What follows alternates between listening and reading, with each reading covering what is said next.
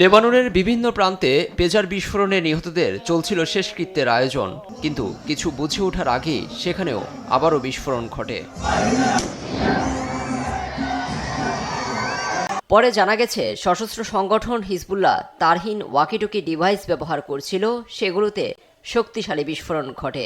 ব্যবহৃত কয়েকশো ওয়াকিটকি রাজধানী বৈরুতের দক্ষিণ উপত্যকা, বেকা এবং দক্ষিণ লেবাননে বিস্ফোরণ ঘটে। এই জায়গাগুলো হিজবুল্লাহর শক্ত ঘাঁটি হিসেবে বিবেচনা করা হয়।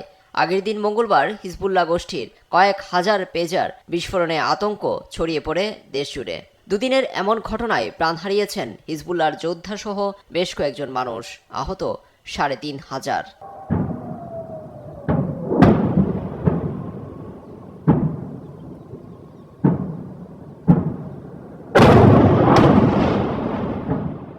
এ ঘটনায় সরাসরি ইসরায়েলকে দুষছে গোষ্ঠীটি। দাঁত ভাঙা জবাব দেওয়ার হুঙ্কারও দিয়েছে।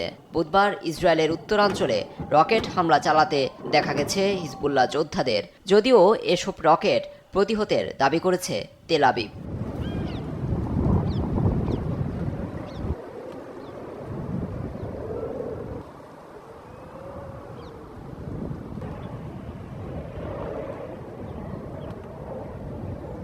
এসব ঘটনায় উত্তেজনা তুঙ্গে। সামরিক বাহিনীর শীর্ষ কর্মকর্তাদের সঙ্গে বৈঠকে বসেছেন ইসরায়েলের প্রতিরক্ষামন্ত্রী ইয়োভ গ্যালান্ট। বলেন, যুদ্ধের নতুন অধ্যায়ে প্রবেশ করেছে ইসরায়েল। আমরা ইসরায়েলের জনগণের নিরাপত্তায় দৃঢ় প্রতিজ্ঞ।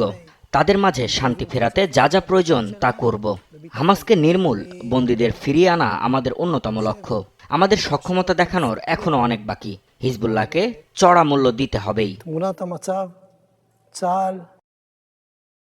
এদিকে ইসরায়েল সেনাবাহিনী নিজেদের ৯৮তম ডিভিশন গাজা থেকে উত্তর ইসরায়েলে সরিয়ে নিয়েছে। এর অর্থ হলো লেবানন সীমান্তে মনোযোগ বাড়িয়েছে নেতানিয়াহু প্রশাসন। দুপক্ষের চলমান পরিস্থিতি গভীরভাবে পর্যবেক্ষণ করছে যুক্তরাষ্ট্র।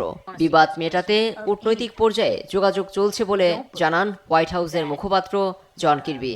বলেন, যুক্তরাষ্ট্র অবিলম্বে এই সংকটের অবসান দেখতে চায়। Where we're at in this crisis is by additional military operations. এমন সংঘাতের গুরুতর পরিণতির ঝুঁকির বিষয়ে সতর্ক করলেন জাতিসংঘ মহাসচিব আন্তোনিও গুতেরেস। সংবাদ সম্মেলনে সব পক্ষকে শান্ত থাকার আহ্বান জানান তিনি।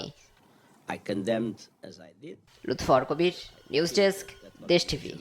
Was essential, the terror attacks by Hamas, but what's happening today in Gaza is totally unacceptable, and I follow with a lot of interest the work of the international courts in this regard.